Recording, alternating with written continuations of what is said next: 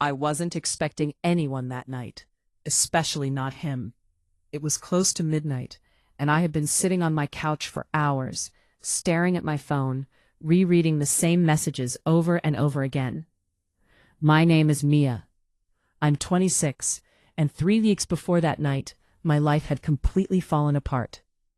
My boyfriend, well, ex-boyfriend Ethan, had cheated on me, but not just cheated. He lied about it so convincingly that for a while even I started questioning my own memory. He told people I was jealous, controlling, that I imagined things. By the time the truth started coming out, the damage was already done. Some of my friends stopped talking to me, others kept their distance. And Ethan? He walked away like nothing happened, like I was just replaceable. I spent weeks going over everything in my head, trying to figure out where I went wrong. Eventually that sadness turned into something else. Anger. Cold, quiet anger. I didn't want closure anymore. I wanted him to feel what I felt. I started gathering things, old messages, screenshots, anything that could prove what he had done. I wasn't rushing it. I wanted it to be perfect. That night I was sitting alone, laptop open, files spread out, when I heard a knock on my door. 3 slow knocks. I froze. I wasn't expecting anyone. I checked my phone. No missed calls. The knock came again. Slower, this time. I stood up carefully and walked toward the door. "Who is it?" I asked. No answer. For a moment, I thought about ignoring it, but something about it felt deliberate, like whoever was outside knew I was there. I looked through the peephole and saw him. A man I had never seen before. Tall, pale, standing completely still. He wasn't looking at the door. He was looking straight at the peephole. At me.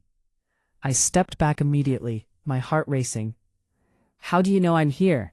I said, half under my breath. Then he spoke. "Because you've been planning revenge for 3 weeks. My blood ran cold. I didn't open the door. I couldn't. "Go away," I said, trying to keep my voice steady. "I can help you," he replied. Something about his voice felt wrong. Too calm, too certain. "I don't need help," I said. There was a pause. Then he said something that made my stomach drop. "Ethan didn't just cheat on you." I felt my hand tighten on the door handle. "You already know that," he continued. "But you don't know everything. I shouldn't have opened the door. I know that now. But in that moment, curiosity won. Slowly, I unlocked it. The moment the door opened, the hallway felt colder. He stepped inside without asking. I immediately regretted it. "Who are you?" I asked. He didn't answer right away. Instead, he looked around my apartment like he already knew it. Then he looked at me. "You want revenge," he said simply. I swallowed. "And you know that how?" He smiled slightly. "Because I've been watching." That should have been enough for me to throw him out. But I didn't. Because part of me wanted to know what he meant. "What do you want?" I asked. "To help you," he said. "And why would you do that?" Another pause. Then, because people like him shouldn't get away with it. That answer felt rehearsed, but it worked. He walked over to my laptop and glanced at the screen. "These are incomplete," he said. "What do you mean? You're missing things." Before I could stop him, he reached down and touched the trackpad. Files started opening. On their own. New folders appeared. My breath caught in my throat. "What is this?" I whispered. "Truth," he said. I stared at the screen. There were messages I had never seen. Photos, recordings, details about Ethan that went far beyond cheating. Things that could destroy him completely.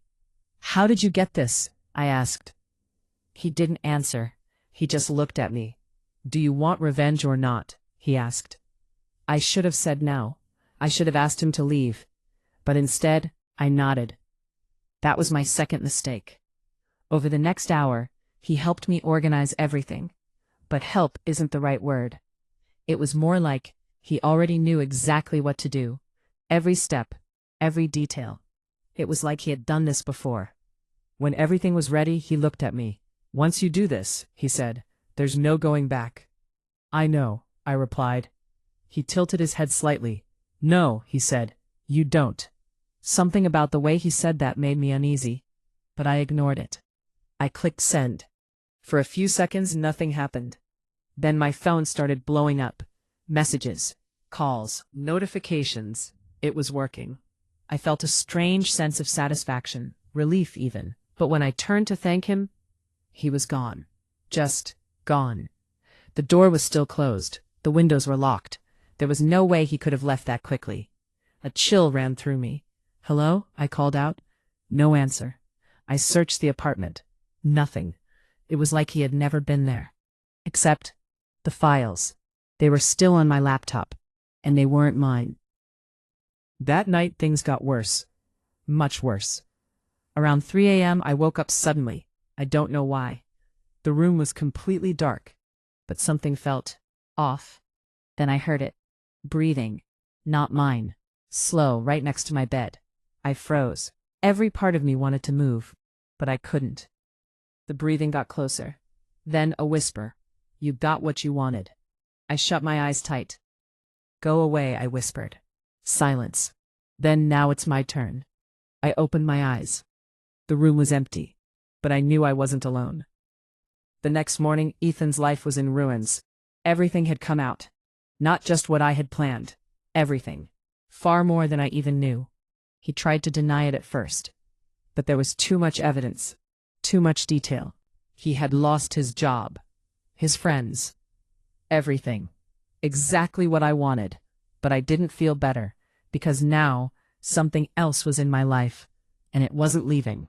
Since that night, I've noticed things, small at first, doors slightly open when I know I closed them, my phone lighting up with no notifications, reflections that don't match my movements. And sometimes, late at night, I hear that same breathing, right behind me. Slow, patient, waiting. I don't know what it wants.